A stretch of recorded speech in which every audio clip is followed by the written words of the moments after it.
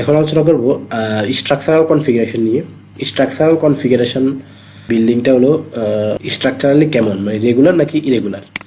তো বিল্ডিংয়ের তাহলে স্ট্রাকচারাল কনফিগারেশন হলো দুই প্রকার, একটা হলো রেগুলার বিল্ডিং, একটা হলো ইরেগুলার বিল্ডিং। এখন রেগুলার বিল্ডিং কোনগুলো, ইরেগুলার বিল্ডিং কোনগুলো, সেটা হলো আমাদের তার আগে আমি বলে দিতে চাই, সেটা হলো বিল্ডিংয়ের ইরেগুলারিটি হলো দুই প্রকার, একটা হলো ভার্টিক্যাল ইরেগুলারিটি, একটা হলো প্ল্যান ইরেগুলারিটি বা হরিজন্টাল ইরেগুলারিটি। মানে একটা হলো বিল্ডিংয়ের হাইট বরাবর ভার্টিক্যালি ইরেগুলার, আর একটা হলো প্ল্যান বরাবর বিল্ডিংয়ের যে ফ্লোর প্ল্যান আছে প্ল্যান বরাবর ইরেগুলার, বা এটাকে হরিজন্টাল ইরেগুলারিটিও বলা হয়।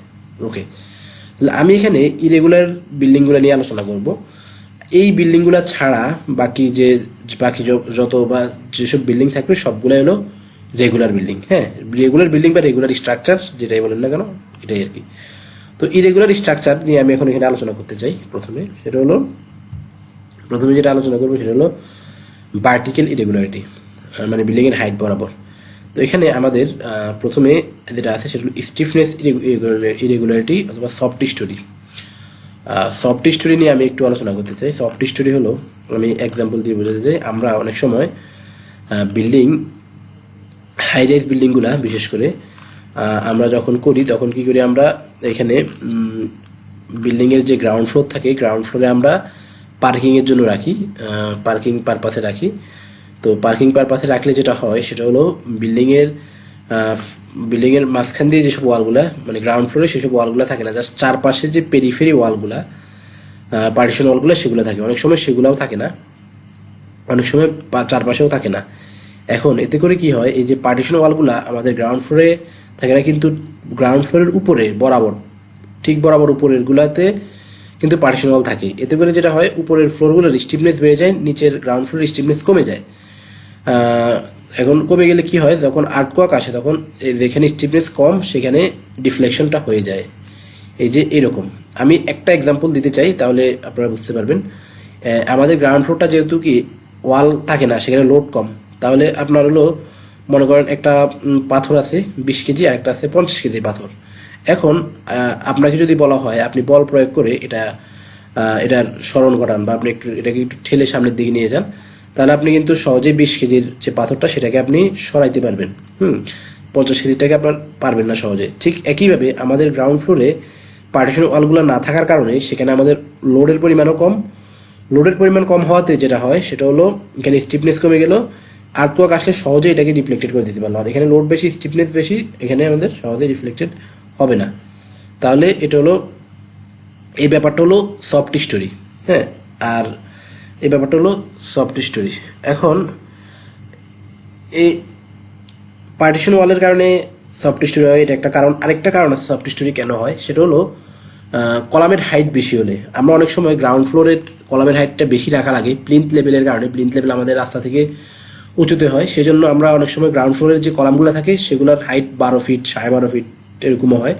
অথবা ইন্ডাস্ট্রিয়াল যে বিল্ডিংগুলো সেগুলোতে আমাদের কলাম হাইট অনেক বেশি থাকে। কলাম হাইট বেশি থাকলে কলামের কিন্তু লোড ক্যারিং ক্যাপাসিটি কমে যায়, একটা বাকলিংয়ের একটা ইফেক্ট চলে আসে। তাহলে যেটা হবে সেটা হলো, এই যে এখান থেকে গ্রাউন্ড ফ্লোরের যে কলামগুলো সেগুলো ডিফ্লেক্টেড, আর্থকোয়াক যখন আসবে তখন এই যে ডিফ্লেক্টেড, এখানে একটা ডিফ্লেকশন হয়ে যাওয়ার চান্স থাকবে। এটা হলো আমাদের সফট স্টোরি ইফেক্ট এবং সফট স্টোরি কেন হয় সেটা। আর আপনার একটা বিল্ডিংয়ে সফট স্টোরি আছে কিনা, ইফেক্ট আছে কিনা, সেটা কীভাবে বুঝবেন, সেটা আমরা বুঝবো হলো, আপনার গ্রাউন্ড ফ্লোরের স্টিফনেস যদি তার উপরের ফ্লোরের স্টিফনেসের 70%-এর চেয়েও কম হয় তাহলে সেটা সফট স্টোরি। অথবা গ্রাউন্ড ফ্লোরের স্টিফনেস তার উপরের 3টা ফ্লোরের স্টিফনেসের চেয়েও 80% চেয়েও কম হলে তাহলে এটা সফট স্টোরি। তো এটা আমরা মেনলি এই টাইপসে চেক করবো। ওকে, এরপরে চলে আসি আমরা।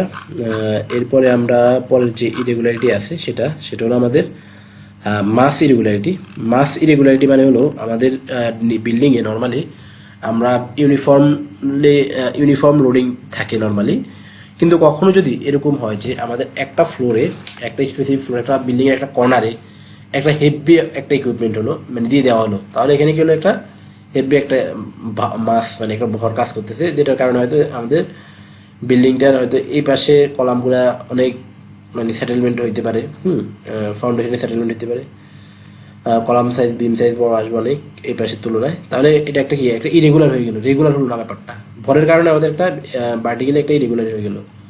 তাহলে যদি কখনো এরকম হয় তাহলে আমাদের এটা হলো মাস ইরেগুলারিটি আর কি। এরকম হলে আমাদের ডাইনামিক অ্যানালাইসিস করা লাগবে। ওকে, এরপর হলো মানে এরকম, এবং আমাদের হাইটের যে লিমিটেশনটা আছে সেই লিমিটেশনের সাথে যদি ম্যাচ করে আর কি তাহলে।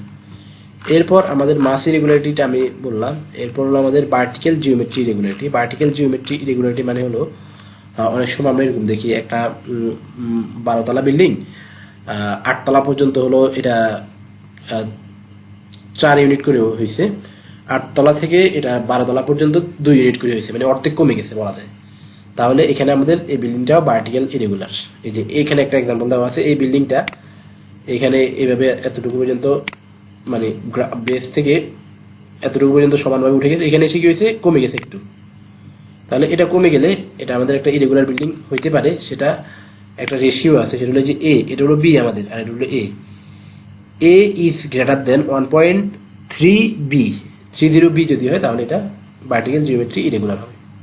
ওকে, আর ভার্টিক্যাল জিওমেট্রি ইরেগুলার হলে আমাদের ডাইনামিক অ্যানালাইসিস করতে হবে। হাইট লিমিটেশনের সাথে যদি ইয়ে হয় আর কি, অসামঞ্জস্য হয় আর কি, মানে হাইট লিমিটেশনের মধ্যে যদি পড়ে যায় আর কি। ওকে, এরপর এখানে আমাদের যেটা আছে সেটা হলো ইনপ্লেন ডিসকন্টিনিউটি। ইনপ্লেন ডিসকন্টিনিউটি মানে হলো আমাদের অনেক সময় এই যে আমরা কলামের এই যে এখানে একটা সাপোজ একটা কলাম আছে, কলামটা আমরা 3rd ফ্লোর পর্যন্ত উঠালাম, আবার এটা একটু চেঞ্জ হয়ে এখানে হয়ে গেল। যদিও আমরা এরকম কখনো করি না, কিন্তু কখনো যদি হয় তাহলে এটা কিন্তু ইরেগুলার বিল্ডিং হবে, এবং এটাকে ডাইনামিক অ্যানালাইসিস করতে হবে। বিল্ডিংয়ের যদি হাইট যদি আমাদের ওই ডাইনামিক অ্যানালাইসিসের যে হাইট লিমিটেশন বলে দিচ্ছে সেটার বেশি হলেই আমাদের ডাইনামিক অ্যানালাইসিস করতে হবে। জোন এবং হাইট দেখে আমাদের ডাইনামিক অ্যানালাইসিস করা লাগবে কিনা সেটা ডিসিশন নিতে হবে।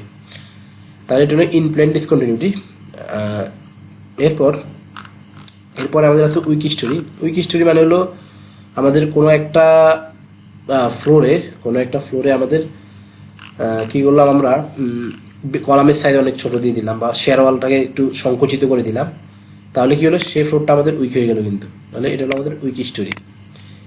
এরকম যদি হয় তাহলে আমাদের বিল্ডিংয়ের হাইট লিমিটেশন দেখতে হবে, এবং যে জোন আছে, জোন কোন জোনে পড়ছে সেটা দেখবো। দেখে যদি ডাইনামিক অ্যানালাইসিসের ক্রাইটেরিয়া ফুলফিল করে তাহলে আমরা ডাইনামিক অ্যানালাইসিস করব। ওকে, তাহলে এগুলো ছিল আমাদের ভার্টিক্যাল ইরেগুলারিটি। হ্যাঁ, এগুলো ছিল আমাদের ভার্টিক্যাল ইরেগুলারিটি বা বিল্ডিংয়ের হাইট বরাবর যে ইরেগুলারিটি সেটা। তাহলে স্ট্রাকচারাল কনফিগারেশনের আমাদের বিল্ডিং হলো স্ট্রাকচারাল কনফিগারেশন 2 প্রকার, একটা হলো আমাদের রেগুলার বিল্ডিং, একটা হলো ইরেগুলার বিল্ডিং। আর ইরেগুলার বিল্ডিং আবার আমাদের 2 প্রকার, একটা হলো ভার্টিক্যাল ইরেগুলার, একটা হলো হরিজন্টালি ইরেগুলার বা প্ল্যান ইরেগুলার। আমাদের এখানে ভার্টিক্যাল ইরেগুলারটা শেষ হলো। ওকে।